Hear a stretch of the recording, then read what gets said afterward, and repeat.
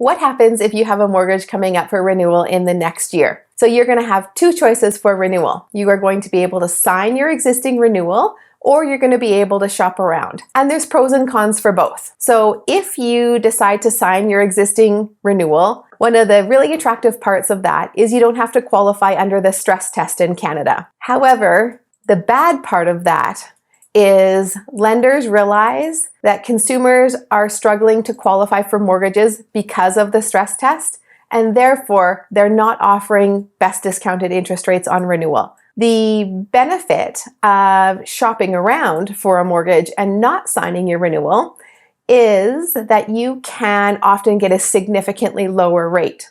However, the crappy part of that is that you are going to have to requalify under the stress test. And if you don't know what the stress test is you have to qualify 2% higher than you're actually paying on your mortgage. Can we just talk about how silly it is that we actually have to qualify with a stress test when we already own the home and have the mortgage?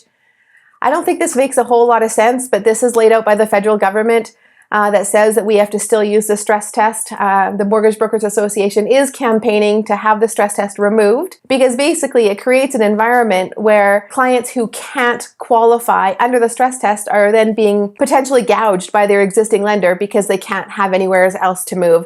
And that really doesn't benefit anybody at all. So hopefully at one point in time, the stress test will be removed from mortgage renewals. To give you an example of this, I just had a client this week who his lender was offering him a rate that was ridiculous, prime minus 25 on renewal. He wanted a 5-year variable. He came to me, we gave him prime minus 90. And when I did the math for him, there was a savings of almost $8,500 over a 5-year period. So the message in this is check it out. Don't just sign your renewal without outside advice. Give me a call. Let's see what we can do to help.